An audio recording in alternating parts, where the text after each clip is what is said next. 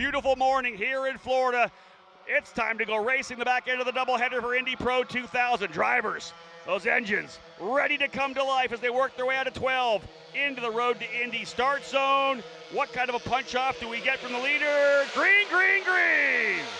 And a good jump for Siegel. Prikacic will dive right in behind him. So we are underway for a 25 lapper. The first time down into turn number 1. They'll spread 3 wide. Tough to go to the bottom of the racetrack like that. Drivers giving each other some room. Thus far, cleanly through. A lot of respect shown for the drivers here in the second rung of this road to Indy. Again, a majority of these drivers, Todd, have time on this racetrack because they came through USF 2000. Let's hold our breath as they come down to turn number 4. Again, 3, 4 wide in some of the areas. Drivers being smart.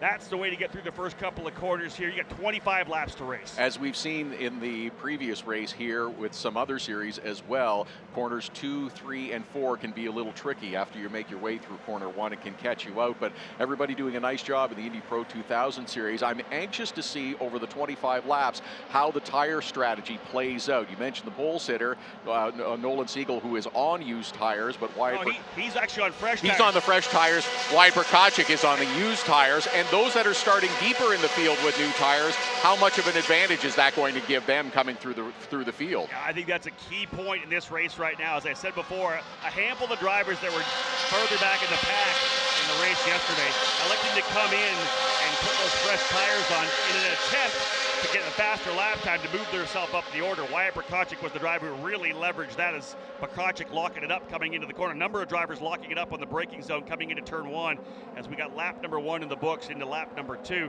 You're right though, Siegel he turned that fast lap amazingly on the used tires, the older tires that he qualified on and then raced on. He was able to turn a really good lap. Oh, look at those drivers side by side coming through. That's Kiko Porto and Anam Ahmed. Ahmed able to get through, I believe. Yeah, Anam Ahmed by Porto there as they're kind of going back and forth. But Prikacic's on those used tires. Nolan Siegel on fresh tires, already out to an 0.8 of a second lead on the opening circuit. Great start for Nolan Siegel. And that's why qualifying is so important here at St. Petersburg. Yesterday, this race, Todd went green to checker. You get out front. You're able to manage that gap. You don't have a yellow flag and a restart. Great opportunity to win a race. Worked perfectly for Josh Green yesterday. Had a nice lead, managed it all the way through. 25 laps today that will go out on track, which will be an interesting one to see. Again, for Wyatt Prikacic, don't get discouraged early, even though it's a 0.7 of a second lead that Nolan Siegel has ahead of him. We've still got 22 laps to go. Again, the tires will begin to equalize in terms of performance later on, and we said yesterday in the race as well, you're not going to bite into a 0.7 of a second lead all at once. It's something that you have to nibble away at lap after lap. Indeed, and that's what we saw Anam Ahmed do to Josh Green yesterday. He kept pushing and kept pushing. The reason why Green was able to come away with that fantastic victory. Oh, there's a side-by-side battle into turn number 4. That might have been Ahmed to the inside of Foster in 4. Able to get through. Oh, they are side-by-side, but I don't know if that's Foster. I think that may be back to Josh Green. And Green and Foster, what a battle side-by-side coming through as they work their way through now turns 8 and 9. A strong move down to the inside of turn number 9. Let's pick up some of the action. Trying to give you a little bit of the backstory right now, but let's dive in here because the driver's getting aggressive early. Here's a move again. That's that fight between one of the I believe one of the turn 3 drivers. We got some good racing here now. Yeah, that is Foster, Green, Ahmed, and Porto. Foster able to get by. Another move to the inside of turn 12.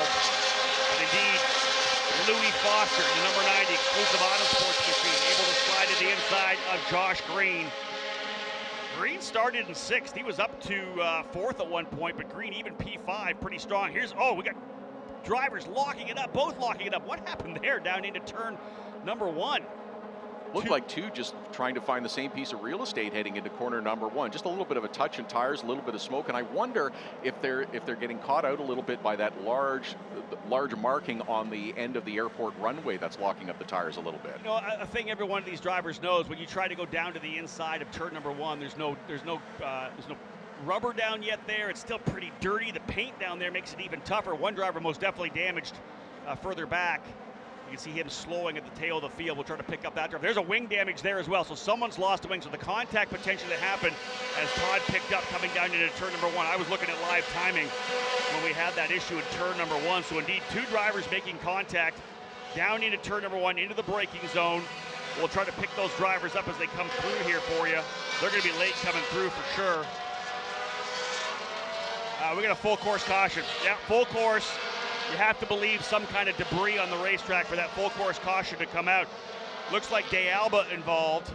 Salvador De Alba, one of the drivers from J. Howard Driver Development involved. And also here comes Reese Gold into pit lane as well. Yeah, no front wing for Reese Gold. So a couple drivers getting a little aggressive early here. Only 4 laps in of a scheduled 25 for Indy Pro 2000. Again, maybe we can get a replay of that potentially, what happened coming down into turn number 1. I know that it was on screen. Anytime you look away at live timing, you hope you don't miss anything on the racetrack. And Todd, did you see the whole thing happening? I just saw the smoke come up, and the 2 cars touched together. I didn't pick up who it was as they were trying to make their way through corner number 1, and then were around the corner, but there was 2 cars that touched heading into corner number 1 again. Same thing, looking for the same bit of real estate. Yeah, well, there you go. It's a right rear flat for De Alba, so you got to figure that Gold got into the back of De Alba. Coming into turn number 1, those drivers were scrapping it out. That moves a number of drivers up. Jordan Missick moves up a spot, as does Matt Round-Garrido and Colin Kaminsky. If you're checking out live timing, you'll see that Christian Brooks did not start the race. Damage in qualifying for Christian Brooks has sidelined him for the entire event. We hope to see Christian back, of course, at Barber Motorsports Park when we get set for rounds 3 and 4 of this year's season. But tough start there.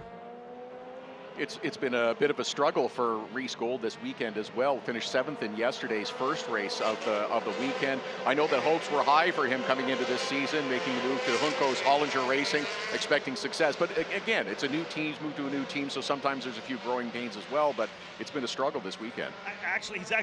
He was with them last year as well. But regardless of that, he's got an older teammate. He's trying to battle it up with Anam Ahmed. All right, field set. We're back at it. They were able to clean it up quickly, and we are green flag racing again. No, yellow. Still yellow. Man, they came out, pace car ducked on off, and they went racing. But the yellow staying out. Unsure why yellow remains on the racetrack, but they were waving that pretty vehemently at start-finish as the pace car did duck on off. I wonder if some of those drivers, the way they accelerated coming out of 14 towards the start-finish line, saw the waving but didn't quite register that it was the yellow flag and not the green flag. And they were, but again, you're trying to anticipate that start to get off as quickly as you can. It's your best opportunity to make up ground, to pick up a position, and maybe improve your lot in the race today as you come to the restarts and heading into corner number 1. But we still got safety vehicles out on track. Yeah, I'll tell you who benefited from that one, and that was Reese Gold. Had we gone back to green, he will be well back. Gold's going to be able to catch up to the tail of the field, so he'll be able to find himself with potentially a couple more positions to work his way forward. Here's how the lineup looks right now. Nolan Siegel with that lead. The gap that he was able to pull over the first couple of laps now erased as we get set to go with a restart. Wyatt Prokopchik holding on to that second spot. Braden Eves up into third. Louis Foster in 4th, Josh Green 5th, Anam Ahmed in 6th, Kiko Porto 7th, Yuvan Sundaramur the 8th, Jack William Miller 9th, and Jonathan Brown rounding out the top 10. Jordan Missick runs 11th, Matt Round-Garrido in 12th, Colin Kaminsky 13th, Reese Gold 14th, and as we said, Salvador De Alba into the pit lane with damage.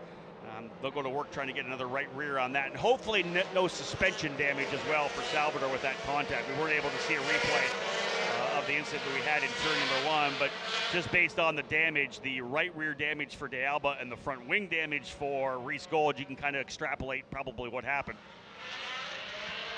Back at it. I believe we're going green this time by D. We're on it. Not the best jump at all. And look at this. Prokopchik coming to the inside. Wyatt Prokopchik coming to the inside of turn number 1 to see if he can't get by Siegel. His teammate Braden Eves in there as well. A couple drivers further back locking it up as they work their way into turn number 1. And indeed, those were 2 J. Howard Driver Development drivers trying to pounce on Nolan Siegel. I believe Siegel, though, able to challenge them back out of turn number 3, turn 4, the next one. And indeed, it is still Siegel with the position. And I'll tell you, Louis Foster able to get by either Eves or Prokopchik. Foster's got a spot. Keep an eye out for Louis Foster this season, folks. He is a runner, and as we know, Exclusive Autosport winning the team championship last year. Race wins with both Braden Eves and Artem Petrov. Foster could be a driver we talk about when we get to Portland in the championship fight. big battle further back outside the top 5 or top 6 coming into turn number 10. Look at this, baby. 3 wide, 2 wide. Not in turn number 10, surely not. I don't think you want to go through turn 10 2 wide. Definitely not 3 wide, but even 2 wide. But that battle is still going near the back of the field. Everybody looking for position. You know what that is? That's Reese Gold hungry to try to get back, have some level of recovery. Gold rolling out. Another driver coming into pit lane here. I don't know, we'll pick this up as they come through pit lane, the run back down to turn 1. But that is going to be Josh Green. Josh Green, yesterday's winner, into pit lane. Not sure what happened to Josh, but he's into pit lane, and that shakes things up in the championship battle. You see the fight coming through turn 1. Trackside cam here through turn number 2, through the concrete canyon that is the Grand Prix of St. Petersburg layout. Very tough racetrack. We're finding ourselves with some pretty aggressive running early on. Siegel is the leader. Braden Eves was able to get by his teammate Wyatt Prokopchik on the restart, and then Prokopchik losing a further spot as Louis Foster was able to slip by. So it's Siegel as the leader, Eves running in second, Foster third, Prokopchik fourth, and Anam Ahmed working his way back up. He started third, fell back a bit, and has scrapped his way back up to P5. So yesterday's second place runner running in the 5th spot, and as we know, an issue there for Josh Green as he fell down the field as well into pit lane right now. They'll reset when they come around here, but we'll find out where Green locks in. Interesting moves right at that restart with Braden Eves and Louis Foster. Wyatt Prokopchik wound up falling back just a little bit, but it was an example of a pass being made that started earlier. They were really dancing for position coming through corner 1. They made their way through corner 2 and 3, and then finally managed to get around, and Louis Foster especially moving around Prokopchik to take that 3rd spot. And that was Prokopchik losing another spot there in turn number 1 as Anam Ahmed making the move to the inside. That was a textbook move. Pull alongside, get to the inside. When you own that apex, you're going to own the exit. And he was able to kind of drive a little bit farther through. Prokopchik wisely, remember, trying to see if he can't salvage himself a strong run on the used tires, and as he had used yesterday to finish off the run. So at least probably 6 laps or 7 laps on those tires for Prokopchik. So trying to see if he can't come out here with a top 5 finish. Kiko Porto will be the next one trying to reel him in. Porto about a half a second now behind Prokopchik, but that was a move for Ahmed to get up to P4. Siegel, Eves, Foster, Prokopchik, and Ahmed, the top 5 as we are working lap number 9, coming around through corner number 10 now. One caution briefly, looked like we were going back green 1 lap earlier, but we didn't as the leaders come through the hairpin at turns 13 and 14. It's just a 0.6 of a second lead for Siegel ahead of Braden Eves, who's feeling a little heat from Louis Foster from behind now. Well, this is the thing that Nolan Siegel wants right now. He would love to have Eves thinking about Louis Foster. Last time by, Eves 0.2 of a second quicker, Siegel 0.2 of a second quicker than Eves, and I believe that's a move. I think Foster just got through, indeed he did. Louis Foster, the Englishman, has worked his way by Braden Eves. He is on the move right now. Foster, defensive line coming down into turn number 4. That's just cementing the pass. You get it done in turn number 1, cement it down in turn number 4. You know you're not going to get overtaken through 6, 7, 8, and 9 as Foster rolls out using all of the racetrack. And that's a big run down to turn number 10. This is his opportunity now to pull away a little bit from Eves and then go chasing after Nolan Siegel. Looking for another podium position. He's in 3rd position right now, finished 3rd in race number 1. A great opportunity to pick up a lot of championship points with things shaking up as much as they have with Josh Green, who's fallen well back. Yeah, the fact that Josh Green is back down in pit lane still in, I believe, what would be the 14th position, that is massive right now for everybody else in the field because it really restacks the deck. I feel horrible for Josh Green, who just wanted to come in here and get a result to kind of solidify that win from yesterday. But this is an opportunity for a guy like Louis Foster, even if he finishes 2nd, would likely come out of here with a point lead. Foster by Eves last time by, as we said, there's a fight a little bit further back there as well. Look at the scrap side by side. I think that's Gold, Reese Gold going around Colin Kaminsky, I believe. So Gold moving forward in the number 55, Hunko's Hollinger Racing Machine. Otherwise, we're settling in here now, kind of closing in on the midway point. Yeah, there's now. So Brown, Jonathan Brown in the turn 3 motorsports machine was able to get by Kaminsky first, and now it's Gold going by Kaminsky to try to reel in Brown. So Brown running in, I believe, the 10th spot, and Gold now into the 11th as they were able to both get by Colin Kaminsky. Nice of Reese Gold to take advantage with Brown opening up the door, and he's there to take advantage. That's the other opportunity with the cars running so close together. If someone creates an opening, you've got to be there to follow through it. And it depends on where the overtake is done, right? If it's a place where the driver on the outside being overtaken really has to get off the throttle to get back around the corner, everybody else able to reel right in. So watch for a battle further back. We're going to watch it come out here as well, as here's Brown, Gold, Kaminsky. Front running drivers kind of settling in here, but you know that Reese Gold is going to get aggressive soon. Here's Gold looking to the inside, coming into turn number 1, not quite there, trying to force the error. Reese Gold almost side by side with Brown as they come out of turn number 1. Josh Green back on the racetrack, but 3 laps down, so Green's going to be hoping for some more attrition to potentially able to maybe leapfrog up a couple of spots, as Green now running in that 13th position or 14th spot. Yesterday's winner not able to back up that tremendous debut victory from yesterday. Good fight, as we said, what we're watching right now, and that is, I believe, Brown and Gold going at it. I said it was Kaminsky. They might have got around Matt Garrido, as Kaminsky showing a little further up in the order here. They got Kaminsky right now, I believe, up in the 9th position, so Colin Kaminsky to P9. Yeah, that might be Matt Garrido. Let me make the correct. Yeah, that's Matt Garrido in the Corpay IP22. Leaders just coming across the line. It is still Siegel, Foster, Eves, Ahmed, and Brkacic are the top 5. The gap from second to first now down to under a second, as Louis Foster has a lap of a 0.3 of a second quicker. That's a big change from one lap to the next. I don't know if that'll continue lap after lap, but right in the middle portion of the race now, this is where you want to start closing that gap just a little bit. Give yourself an opportunity for later in the race, as we've seen the road to Indy in a battle further back. Yeah, that is between Braden Eves and Anam Ahmed. That's coming out of turn number 6 and 7. Ahmed putting a ton of pressure right now on Braden Eves. That would be for P3, as Ahmed starting to work his way forward. And just like Todd said, Foster putting on a monster lap there, a 109.5, over 0.3 faster than Siegel.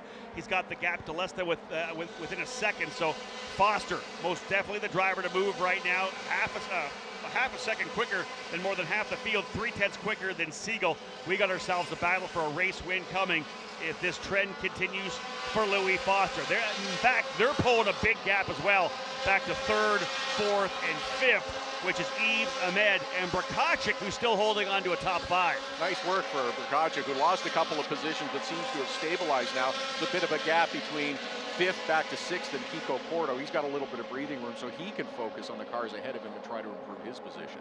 The Pabst Racing drivers stepping up a little bit here now, running in the 7th, 8th, and 9th spots, I believe. Now make that 8th, 9th, and 10th for Sundar Amurthy, Kaminsky, and Missick. Look at this fight, though, coming out of turn number 2 through turn number 3. This is going to be a battle down into turn number 4. We are in the right place at the right time. Good scrap between these two drivers side by side. I believe that might be Gold and Matt Garrido. Then we've got the scrap there as well between Ahmed and Eves. There's a lot of good racing here right now. Drivers coming through turns number 8 out of turn number 9. Man, that is Eves and Ahmed.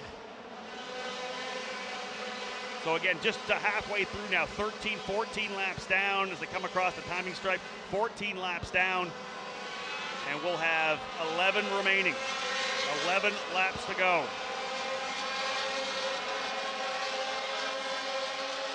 Siegel, Foster, Eves, Ahmed, and Brkacic, top 5. Porto runs 6, Miller in 7th, Sundar Amurthy 8th, 9th is Kaminsky, 10th is Missick, 11th Brown, 12th Gold, and 13th now Matt Garrido. As you mentioned at the top too, everybody's had a chance to race here on the streets of St. Petersburg already.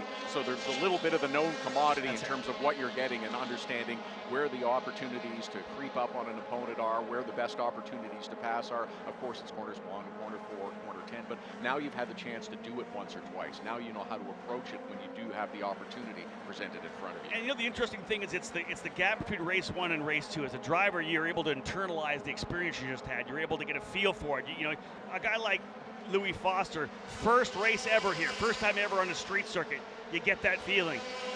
The big thing about this racetrack is the visuals, right? With the walls and the fencing around. Like we call it the concrete canyon for a reason. You feel like you're running down a small canyon. whereas now he's got the opportunity to sleep on it, to go over the data. He comes back with a totally different experience set for today's race, and that's why Foster's dialing things in. Once again, 0.2 of a second faster. Foster within a half a second of the leader, Nolan Siegel. And 10 laps to go now, so Louis Foster, with Siegel getting bigger and bigger in front of him, is going to be looking for that opportunity. Maybe it's the next couple of laps, maybe it's a little bit later in the race. You want to set your driver up, and you'll start to see Foster as he gets closer. Move a little bit to the left, move a little bit to the right, get up close, get in the mirrors so that Nolan Siegel is looking behind him more than he's looking in front of him. And this is the same thing, right? We talked about this before. We talked about it yesterday. It's a tough place to pass. Turn 1, turn 4, turn 10, really the only opportunities to overtake here at St. Petersburg. So you have to force a mistake. You got to make sure that your pressure on the drivers is absolutely relentless. And that may have been a pass attempt, I think, Gold trying to get around Brown, because there's driver in the wall. We have a driver in the wall on the outside of turn number 9, I believe. Yeah, indeed, full course caution with 8 laps or 9 laps remaining. One of the drivers that might be out of turn number 9 stuffed it into the wall. We'll try to find out exactly where that is and which driver it may be. Anam Ahmed from P3. Oh, we have seen the guy. Yeah, that's Anam Ahmed in the wall, and I think that's potentially coming out of turn number 9. Or is that? It feels like it's coming out of 9 to me. We'll see it, pick it up for sure. But Ahmed into the wall. And you wonder whether, I don't know that there was any contact from the behind. I don't think that Eves was close enough at that point. Or he might have been battling, he would have been putting the pressure on Braden Eves then. Was there contact between those drivers? Is there any damage to Eves? I do not know. Did he just get in a little too deep and was unable to make the corner and get through to the outside wall? We'll have to wait and see if we can find a replay of that. But Anam Ahmed, yesterday's runner-up, has contact with the wall. His day is done. What a day it has been from yesterday's podium. Josh Green had problems earlier. Anam Ahmed. Louis Foster, though, continues to reel in Nolan Siegel, looking for that top spot. Yeah, that gap that Siegel had, obviously now gone. We'll do the reset and see what happens when we get this cleared up. The AMR safety crew out there very quickly to tend to Anam Ahmed, who made the contact through that part of the racetrack.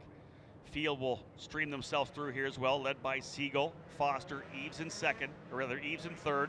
Prokachik now moving up into the 4th spot. Kiko Porto in 5th. Jack William Miller in 6th. Yuvan Sundaramurthy 7th. Kaminsky in 8th. Missick now 9th. Gold moving up to 10th. Roundgredo 11th. And Ahmed, of course, falling down the order.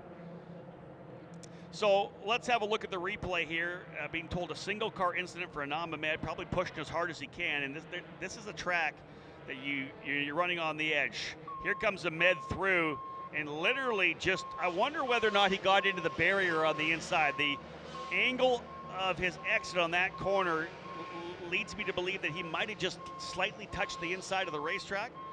Jack William Miller actually driving over top of the front wing as well, so Miller may have damage. Miller's not going to want to come in. He's running 6th right now, so he's going to hopefully feel that that car is still safe. But again, Ahmed, I just don't like the angle of that, Todd. It seemed the way it's almost like he turned in and either something broke and he wasn't able to have the steering, or he just may have tapped the wall lightly and seen it go through. But you're right. He was not turning as he came out of corner number 9, that right-hander. He was not turning. He was just kind of sliding through the corner and wound up going straight into the wall with the left front. Yeah, and you can see that he wasn't even that. It's not like he was trying to make a move on Eves. He wasn't close enough like he was trying to get right up in there. He was at least a car length back at that point for Braden Eves. So it wasn't like Anam was making a move to the inside or it's not a place you could pass anyways. We'll try to have another look at that when we possibly can. Our crew, of course, doing the best they can, and always an awesome job by the production crew here to provide us with the replays that we need to try to tell the story. Surprise for Anam Ahmed. This is the driver who does not make mistakes. So let's have another look here right now. So Anam Ahmed, who we said with the issue as he's trying to chase. Here they come into the corner. I wonder if the car was just kind of, see, there's a massive bump mid-corner there, and you want to think he kind of maybe came through and the car just kind of pushed forward. Maybe a little too early on the throttle, trying to get back to the throttle early as it hit the bump.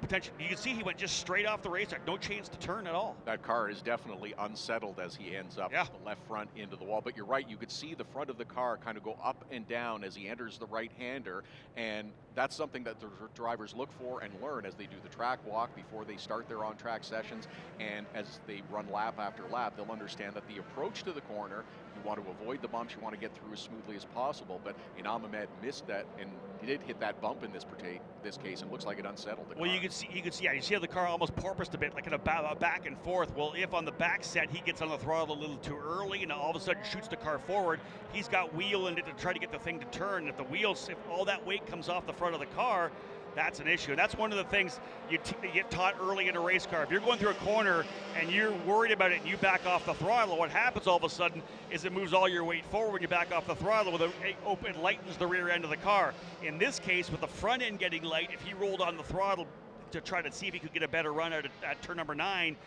it pushes that car forward with a lot lighter front end. He's not able to get the bite, not able to get that turn in. No control, Wow. Ends up into the wall. That's the end of the day for Inam Ahmed, but causes us for the second time to pack up the field as this full course caution continues. We're getting ready to clean up the action out on the track so we can get going with maybe a 5-lap shootout to the finish of this one. The driver's slowing further back. I'm not sure what's going on here. One coming out of turn number 12. The driver's actually almost, I want to say potentially coming to a stop in turn number 12. Just no fire. One of the drivers further back. Not quite sure who that is at this point here, but that driver off the racetrack, or on the racetrack rather.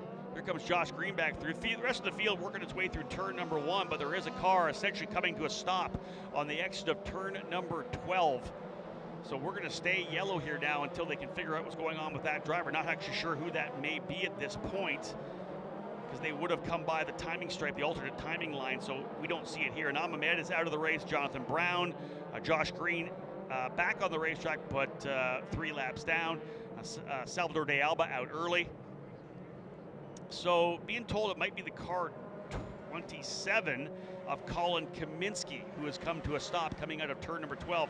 Tough one for Colin, who was running there in the 8th position. So that's going to move Jordan Missig up to 9th and Reese Gold back into the top 10 as Todd Gold trying to salvage something after the contact with Salvador de Alba early. Wow, this is, and Josh Green is the beneficiary of Inam Ahmed's out because he had problems earlier, went a number of laps down, but he has returned to the race. But again, as you said, attrition is going to help him if there's any more of it before the end of this race. We don't want to see it. We want to get back to green flag racing, but it does help Josh Green in this particular case.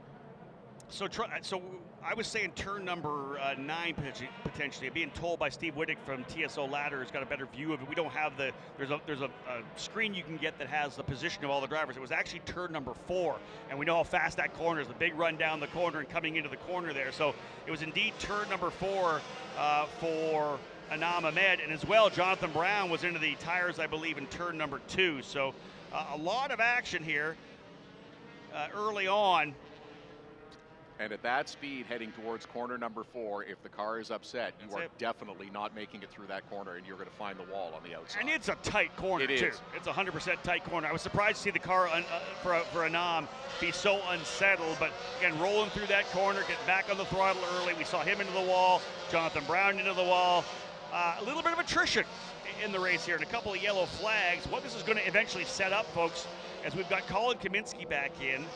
I'm unsure whether or not they're still working on Jonathan Brown, but we're putting lap 19 in the books. We've got 6 laps to go. We're going to have ourselves a bit of a shootout here in the back end of the doubleheader for the Indy Pro 2000 Championship drivers. Again, this is the Andersen Interior Contracting Grand Prix of St. Petersburg.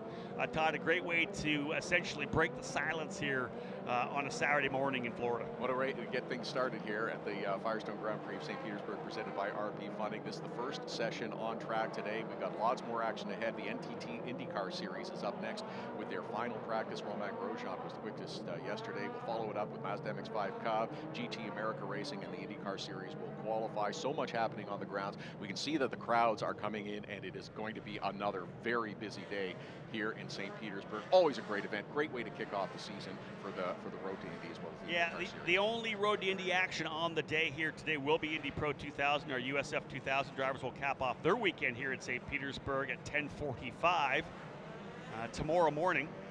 They continue to push the number 27. In fact, Colin Kaminsky's pushing the car himself up pit lane. He wants to get this thing refired.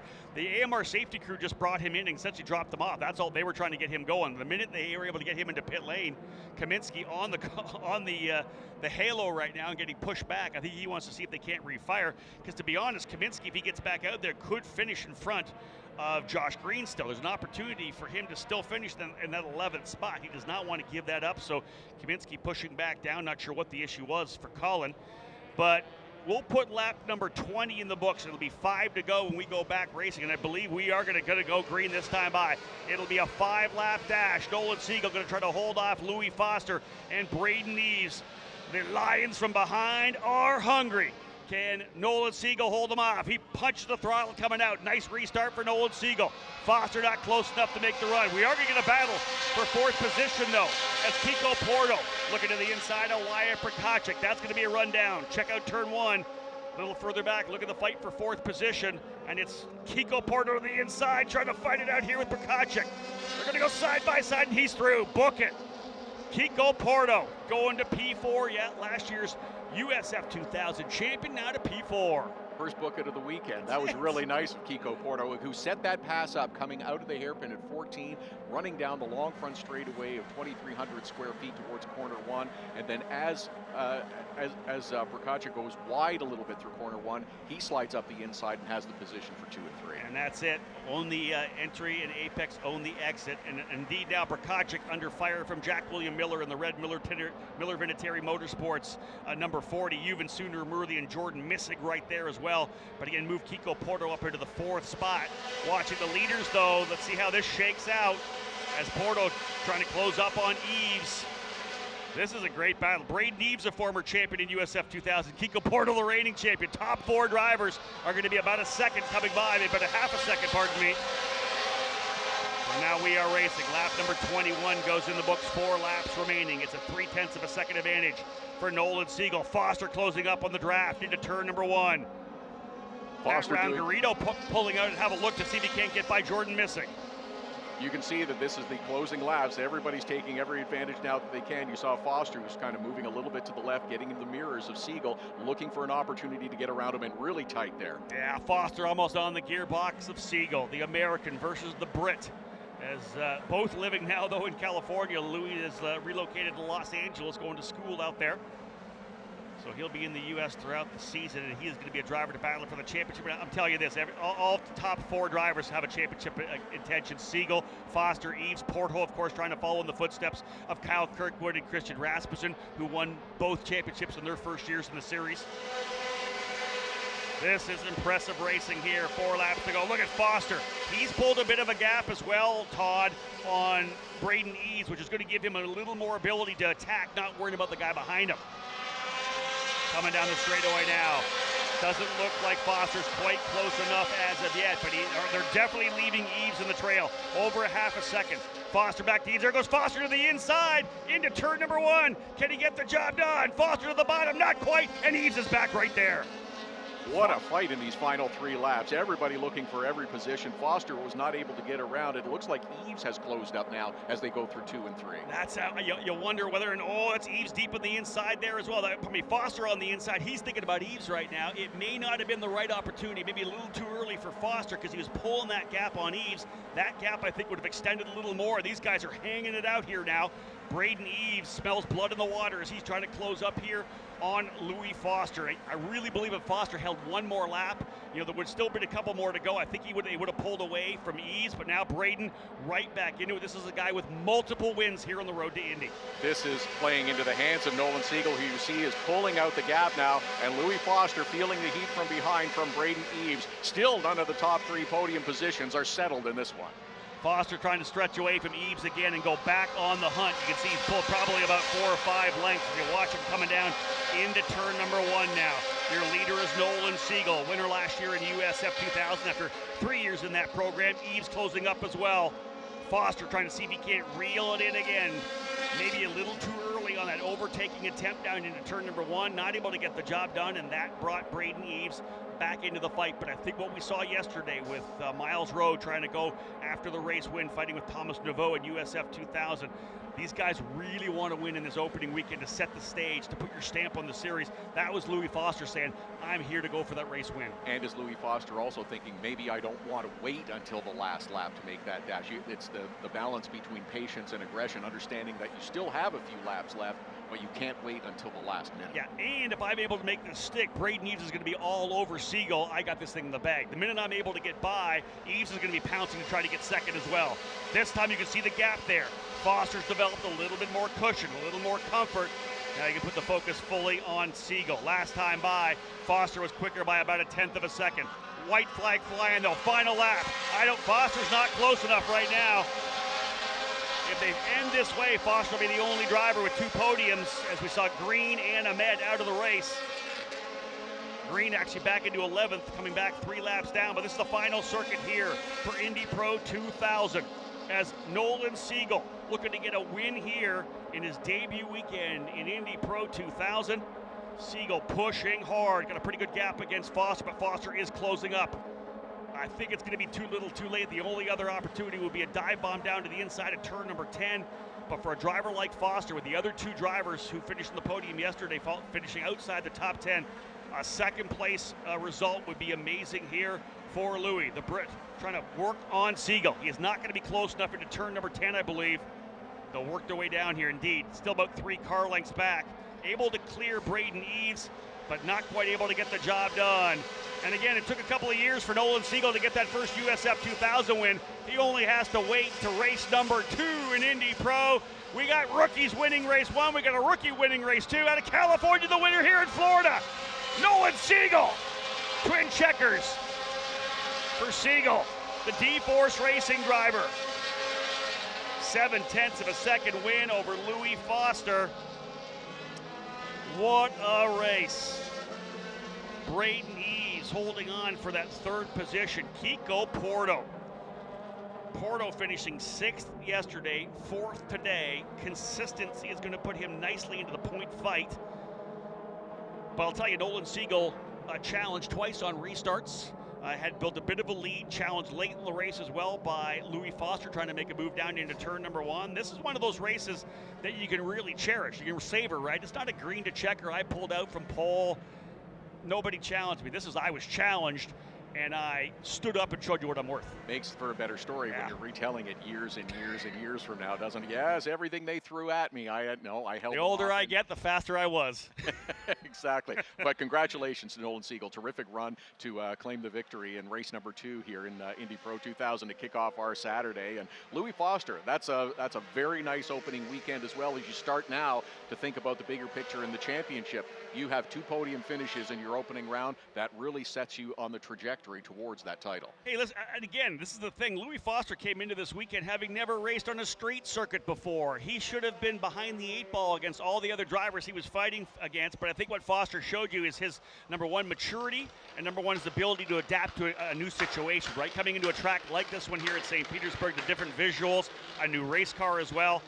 Louis Foster most definitely putting his stamp on a potential run for the championship by the time we get to Portland on Labor Day weekend. Nolan Siegel, though, what a race win for this young Californian. Like I said, 3 years in the USF 2000 program before he was able to get that first victory. He does it here in race number 2 for Indy Pro 2000. A couple of rookies getting those race wins. Siegel with the victory. Foster coming home in 2nd spot. Louis Foster for Exclusive Autosport. Nolan Siegel, of course, for D-Force Racing. Margin of victory just over 0.7 of a second. Braden Eves finished 4th yesterday, 3rd today. A pretty solid 2 event performance for Braden Eves as he returns to the team of Jay Howard.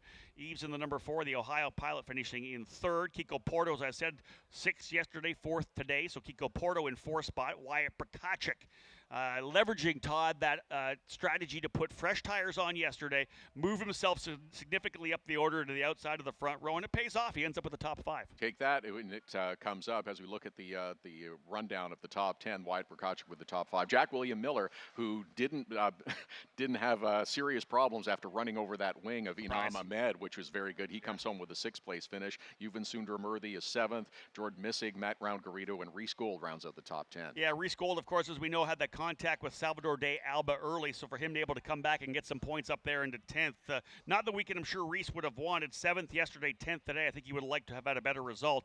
Nolan Siegel, though, a strong run. This is it. Nolan Siegel out of the car. Team owner David Martinez there as well. The D-Force crew thrilled to have another win here and to put on their resume. Louis Foster rolling in to say hello. There's Nolan Siegel, though. Fantastic. That's Michael Duncalf as well, the team owner of Exclusive Autosport. But this is big for D-Force Racing. They took a year off from this program. Weren't able to put together a deal yesterday. Ended up winning the championship in USF 2000 with Kiko Porto, and they're off to a fantastic start right now. Nolan Siegel is going to be thrilled with this victory. Interesting that you mentioned it took him a while to win in USF 2000, and maybe coming in first year to Indy Pro, he's not feeling that same pressure that he was after a couple of years in USF 2000. Drivers want to win every time they get in the car, but without feeling that pressure on your shoulders to produce right away, maybe that makes you a little bit quicker. And again, Nolan was part of that group that came in that year at 14 years of age, just 14. Like I talked to Nolan and his dad yesterday, and that first year they were running with Newman Walks Racing, everything was just happening. There was so much that was happening for Nolan. And here's a kid that we've seen grow. You know, this is in his 4th year of the program. He's 17 years of age now, and really just the opportunity to continue to develop. But you jump into a program like this, having done 3 years in USF 2000. You're a much more mature driver. These drivers, every year, they mature year on year. They come back, you don't know who they are. They're 4 inches taller and whatever it may be. But this is huge for Nolan Siegel. The same at 4 years into a program and still only 17 years. We forget that sometimes, that drivers start that young, and now to have the success at 2 levels of the road to Indy at 17 is big for Nolan Siegel. That's exactly it. Siegel with the win. Foster 2nd. Eves 3rd. Porto 4th. Wyatt Prokachik capping off the top 5. All right, I'll head down to Victory Lane right now, looking for what should be a very, very fun celebration.